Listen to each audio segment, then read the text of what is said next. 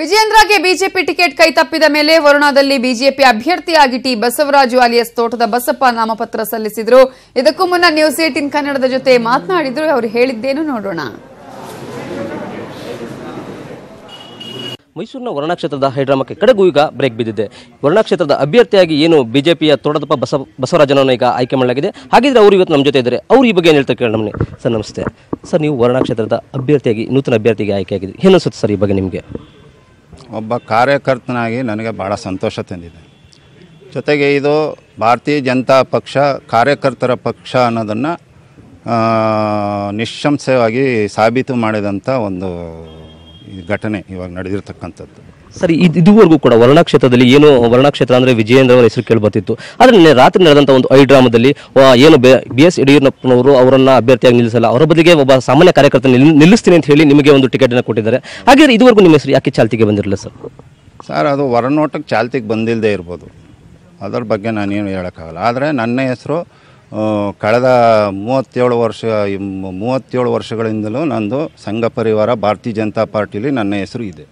Sir, ಈಗ ಈ ಒಂದು ವರ್ಣಾ ಕ್ಷೇತ್ರದಲ್ಲಿ ವಿಜಯೇಂದ್ರ ಅವರು ಹಿಂದೆ ಸರಣಿಕೆ ಒಂದು ಕಾರಣ ಹೇಳ್ತಾರೆ, ಇಲ್ಲಿ ಎಲ್ಲೋ ಒಂದು ಕಡೆ ಬಿಜೆಪಿಗೆ ಸೋಲಿನ ಭಯ ಆಗಿದೆ, ಹಾಗಾಗಿ ಅವರು ಸಾಮಾನ್ಯ ಕಾರ್ಯಕರ್ತನ ಈ ಕ್ಷೇತ್ರದಲ್ಲಿ ನಿಲ್ಲಿಸಲಾಗಿದೆ ಅನ್ನೋ ಮಾತು ಕೇಳಿ ಬರ್ತಾರೆ. ಇದು ನಿಜನಾ ಸರ್? ಹಾಗಾದ್ರೆ ಖಂಡಿತ ಸುಳ್ಳು. ವಿಜಯೇಂದ್ರ ಅವರೇ ಅಭ್ಯರ್ಥಿ ಆಗಿದ್ರು ಖಂಡಿತ ಗೆಲ್ತಿದ್ರು, ಅಥವಾ ಇನ್ಯಾರೇ ಆಗಿದ್ರು ಖಂಡಿತ ಇಲ್ಲಿ BJP ಗೆಲ್ಲೋದು.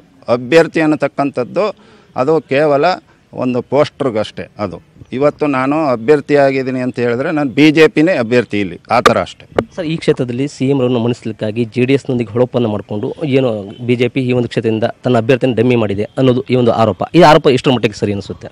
ಇವೆಲ್ಲ ಸುಳ್ಳು, ಆಧಾರರಹಿತವಾದಂಥ ಇದು. ಕಾಂಗ್ರೆಸ್ನವ್ರಿಗೆ ಸೋಲಿನ ಭಯದಿಂದ ಈ ರೀತಿಯಾದಂಥ ಕುತಂತ್ರವನ್ನು ಅವರು ಹರಿಬಿಡೋದ್ರ ಮೂಲಕವಾಗಿ ತಮ್ಮ ಬೇಳೆ ಬೇಯಿಸ್ಕೊಳಕ್ಕೆ ಒಯ್ತಾ ಇದ್ದಾರೆ. ಅದು ಅವರು ಫಲಿಸಲ್ಲ. ಯಾಕೆ ಅಂತ ಹೇಳಿದ್ರೆ ಈಗಾಗಲೇ ಆ ರೀತಿ ಇದ್ದಿದ್ರೆ ಸಿದ್ದರಾಮಯ್ಯನವರು 2 ಕ್ಷೇತ್ರದಲ್ಲಿ ನಿಂತ್ಕೊಳ್ಳೋಂಥ ಅವಶ್ಯಕತೆಯೇ ಇರಲಿಲ್ಲ.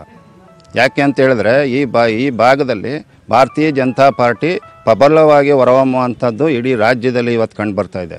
ಆದ್ದರಿಂದ ಅವರು ಬೇರೆ ಕ್ಷೇತ್ರಕ್ಕೆ ಪಲಾಯನ ಮಾಡಿರದೆ ಇಲ್ಲಿ BJP ನಾವು ಮಣಿಸೋದಕ್ಕೆ ಕಷ್ಟ ಅಂತೇಳಿ ಅವರು ಹೋಗಿರೋದು. ಅದರಿಂದ BJP ಖಂಡಿತ ಗೆಲ್ಲುತ್ತೆ. ಸರ್, ಈ ಕ್ಷೇತ್ರದಲ್ಲಿ ನಿನ್ನೆವರೆಗೂ ಕೂಡ ಏನು ಈ ಒಂದು BJP ಕಾರ್ಯಕರ್ತರು ವರ್ಣಾ ಕ್ಷೇತ್ರಕ್ಕೆ ವಿಜಯೇಂದ್ರ ಅವರು ಬೇಕೇ ಬೇಕು ಅಂತ ಹೇಳಿ ಪ್ರತಿಭಟನೆ ಮಾಡಿದ್ರು ಅಥವಾ ಒಂದು ಆಕ್ರೋಶವನ್ನು ವ್ಯಕ್ತಪಡಿಸಿದ್ರು. ಆದರೆ ಈಗ ಅವು ವಿಜಯೇಂದ್ರ ಇಲ್ಲದೆ ನೀವು ಅಭ್ಯರ್ಥಿಯಾಗಿ ಹೋದರೆ ನಿಮ್ಮ ಕ್ಷೇತ್ರದ ಕಾರ್ಯಕರ್ತರು ನಿಮಗೆ ಯಾವ ರೀತಿಯ ಪ್ರತಿಕ್ರಿಯೆ ಕೊಡ್ಬೋದು ಸರ್? ಖಂಡಿತ ಎಲ್ಲರೂ ಸ್ಪಂದಿಸ್ತಾರೆ. ಅಭ್ಯರ್ಥಿ ಆಗೋವರೆಗೆ ಮಾತ್ರ ಈ ಪೈಪೋಟಿ ಇರುತ್ತೆ. ಅಭ್ಯರ್ಥಿ ಆದಮೇಲೆ ಅವರು BJP ಅಭ್ಯರ್ಥಿ, ಎಲ್ಲರೂ BJP ಪರವಾಗಿ ಕೆಲಸ ಮಾಡ್ತಾರೆ. ಸರ್, ಈ ನಿಮ್ಮ ಒಂದು ಏನು ಈ ಕ್ಷೇತ್ರಕ್ಕೆ ಅಭ್ಯರ್ಥಿ ಆಗಿದ್ರೆ ಈ ಪ್ರಚಾರಕ್ಕೆ ವರ್ಣಾ ವಿಜಯೇಂದ್ರ ಅವರು ಮತ್ತೆ ಅಥವಾ BS ಯಡಿಯೂರಪ್ಪನವರು ಬರ್ತಾರಾ ಅನಿಸುತ್ತಾ? ಎಲ್ಲರೂ ಬರ್ತಾರೆ ಸರ್, ಎಲ್ಲರೂ ಬರ್ತಾರೆ. ಒಟ್ಟಾರೆಯಾಗಿ ಇದಿಷ್ಟು ಏನು BJP ಅಭ್ಯರ್ಥಿಯಾಗಿರುವಂಥ ತೋಟದಪ್ಪ ಬಸವರಾಜು ಅಂತ ಹೇಳೋ ಮತ್ತು ಏನು ಈ ಒಂದು ಕ್ಷೇತ್ರದಲ್ಲಿ ಈಗಾಗಲೇ ಕೂಡ ಏನು ಒಂದು ನಡೆದಂಥ ಹೈಡ್ರಾಮಕ್ಕೆ ತೆರೆ ಬಿದ್ದಿದೆ. ಈಗ ನಾನು ಅಧಿಕೃತ ಅಭ್ಯರ್ಥಿಯಾಗಿದ್ದೀನಿ, ನನ್ನ ಪರವಾಗಿ ಪಕ್ಷದ ಎಲ್ಲರೂ ಕೂಡ ಬರ್ತಾರೆ. ಎಲ್ಲೋ ಒಂದು ಕಡೆ ಕಾಂಗ್ರೆಸ್ಗೆ ಒಂದು ಸೋಲಿನ ಭೀತಿ ಎದುರಾಗಿದೆ. ಹಾಗಾಗಿ ಈ ಎಲ್ಲ ಒಂದು ಊಹಾಪೋಹಗಳನ್ನ ಎದುರು ಮಾಡ್ತಿರೋದೊಂದು ಅವರ ಒಂದು ಮಾತು. ಕ್ಯಾಮರಾ ಪರ್ಸನ್ ಮಧು ಜೊತೆ ರಾಘವೇಂದ್ರ ಗಂಜಾಮ್, ನ್ಯೂಸ್ 18 ಕನ್ನಡ, ಮೈಸೂರು.